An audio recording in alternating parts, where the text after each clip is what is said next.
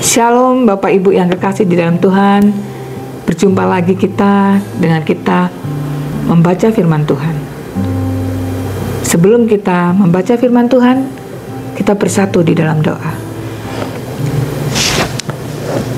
Tuhan Yesus, kami mengucap syukur atas hari yang indah yang Kau berikan kepada kami. Terima kasih Tuhan, lembutkan hati kami untuk kami mendengarkan firman-Mu. Terutama Bapa, berikan Roh-Mu yang kudus, sehingga kami mengerti kehendak-Mu. Di dalam nama Tuhan Yesus Kristus kami mengucap syukur. Amin. Shalom. Mari kita membaca firman Tuhan di dalam Lukas 9 ayat 57 sampai 61.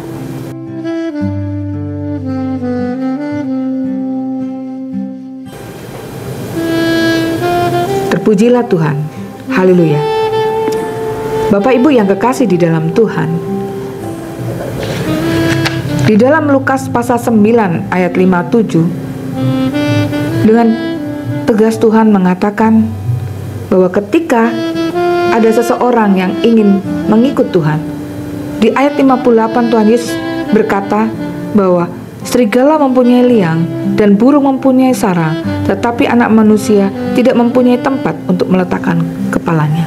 Artinya Tuhan ingin memberikan gambaran ketika seseorang ingin mengikuti Dia, ingin melayani Dia, itu tidak gampang dan selalu mendapatkan hinaan, celaan, ataupun dia mendapat tekanan. Tidak semua orang yang mengikut Tuhan, melayani Tuhan, mendapatkan pujian. Kadangkala kita melayani Tuhan dengan sepenuh hati, tapi kita mendapat balasannya fitnaan, cacian, malah lebih. Kadang-kadang kita sendiri tidak diakui. Bapak Ibu yang kekasih di dalam Tuhan, di sini Tuhan Yesus ingin menggambarkan seperti seorang petani yang sedang membajak ladang. Ketika kita membajak ladang, kita hanya fokus di ladang itu dan tidak melihat ke kiri kanan, tapi dia membajak dengan penuh semangat. Artinya bahwa Tuhan mengingatkan kita ketika kita melayani Dia, kita harus punya fokus, komitmen, dan kita mempunyai tujuan untuk kemuliaan Tuhan. Jikalau kita membaca tapi kita menoleh ke belakang, itu mencerminkan bahwa kita tidak siap, bahwa kita ini hanya bermain-main di dalam pelayanan. Bapak Ibu yang kekasih di dalam Tuhan, untuk menjadi seorang pelayan, Tuhan sudah mengingatkan di dalam ayat 58 bahwa Tuhan Yesus sendiri tidak mempunyai tempat. Tuhan Yesus sendiri dihina dan tidak diakui. Kita harus mengenal siapa yang kita layani. Kita harus mengenal siapa diri kita ketika kita melayani Tuhan. Apakah kita melayani Tuhan hanya ingin pengakuan, hanya ingin pujian, atau lebih lagi kita ingin ditinggikan? Bapak Ibu yang kekasih di dalam Tuhan, Lukas mengajari kita bahwa ketika kita melayani Tuhan, kita harus menerima apapun resikonya, dan kita harus fokus di dalam pelayanan. Di dalam kita melayani Tuhan, di dalam Lukas pasal 9 ayat 57 sampai 62 ada 3 gambaran. Yang pertama,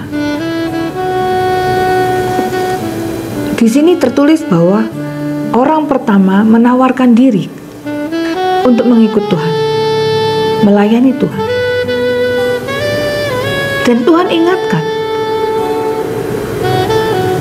melayani Tuhan harus mempunyai dasar yang kuat, mempunyai alasan yang kuat, mempunyai komitmen yang kuat. Karena menjadi pelayan bukan hanya mendapatkan pujian, tetapi Tuhan Yesus mengingatkan bahwa menjadi pelayan itu kadang kita harus dihina, kita harus dicaci, kita harus direndahkan. Untuk menjadi pelayan, Tuhan mengingatkan bahwa kita tidak bisa selalu mencari pujian. Tuhan Yesus sendiri memberikan contoh bahwa anak manusia pun ditolak. Sehingga tidak gampang ketika kita memutuskan untuk melayani Tuhan. Yang kedua, di dalam ayat 59. Lalu berkatalah seorang lain, ikutlah aku. Tapi orang itu berkata, izinkan aku pergi dahulu menguburkan Bapakku. Bapak Ibu yang kekasih di dalam Tuhan, yang kedua adalah gambaran ketika Tuhan ingin menawarkan, ingin memakai kita sebagai hamba Tuhan. Berarti ini panggilan. Tetapi sifat manusia ketika kita sudah mendapatkan kesempatan untuk melayani Tuhan, dia selalu berpikir bagaimana nanti. Dia selalu berpikir apa yang harus aku lakukan. Dia selalu berpikir bagaimana keluargaku. Di sini Tuhan mengingatkan bahwa ketika kamu sudah memutuskan menjadi pelayan, dia harus meninggalkan semua kegiatan ataupun kehidupan dunia. Seperti contoh bahwa ketika kita menjadi pelayan, kita harus punya komitmen untuk kita meninggalkan semua kesenangan kita. Contohnya, biasanya kita setiap hari Minggu kita jalan-jalan bersama keluarga. Tapi ketika kita menjadi pelayan Tuhan, kita harus meninggalkan semua itu. Keluarga nomor 2, Tuhan nomor 1. Bapak Ibu yang kekasih di dalam Tuhan, di dalam ayat 60 Tuhan Yesus menjawab bahwa biarlah orang mati menguburkan orang mati, tetapi engkau pergilah untuk beritakan kerajaan Allah di mana-mana. Di sini berbicara tentang iman. Ketika kita sudah memutuskan menjadi pelayan Tuhan, kita harus mempunyai iman bahwa kehidupan kita, bahwa masa depan kita, bahwa keluarga kita, semua Tuhan yang berperkara.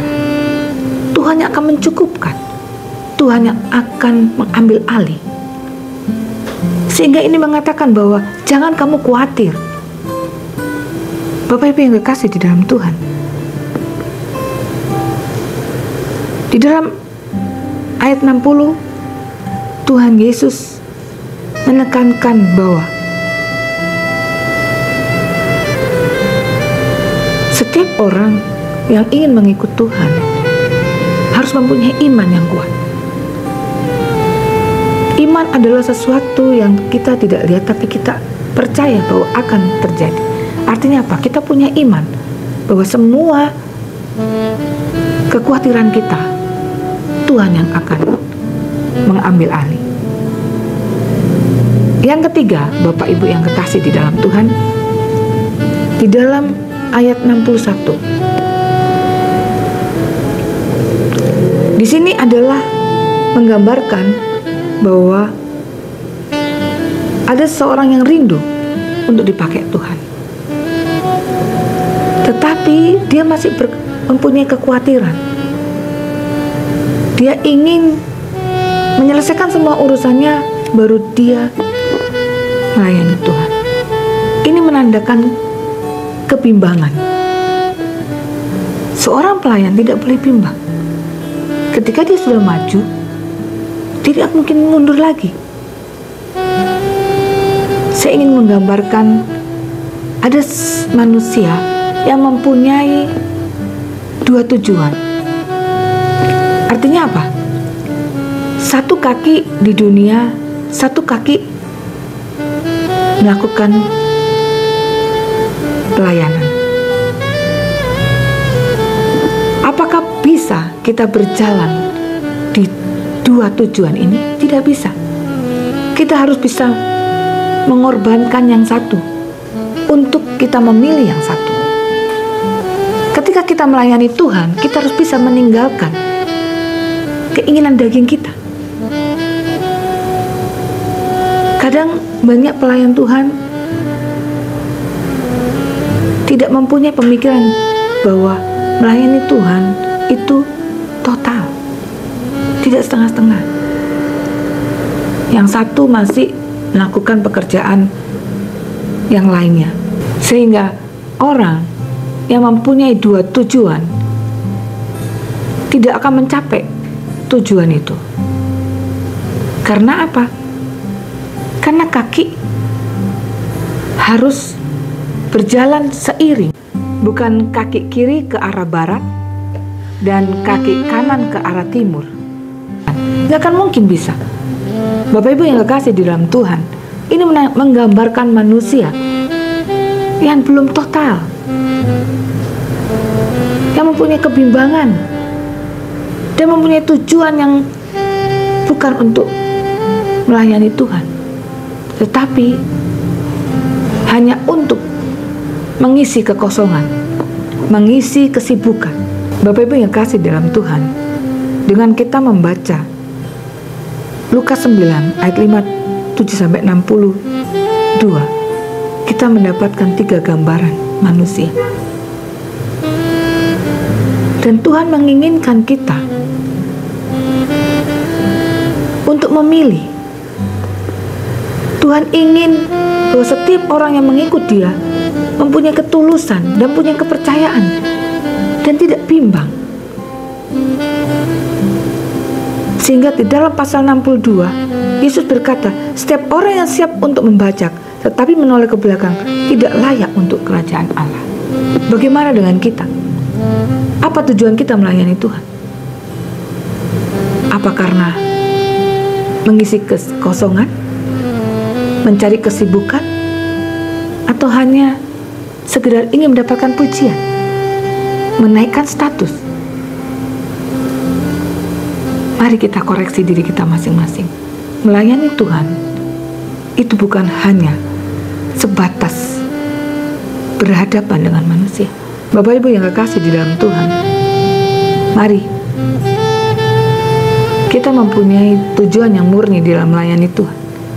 Bukan hanya kita mencari pujian ataupun kita ingin diagungkan, tapi yang terpenting adalah kerendahan hati. Setiap kita punya hak untuk melayani Tuhan. Setiap kita berhak dipilih Tuhan. Setiap kita berhak juga mendapat panggilan. Tapi mari kita melihat kembali tujuan kita, sehingga kita murni di hadapan Tuhan, sehingga Tuhan memakai kita semakin luar biasa. Amin.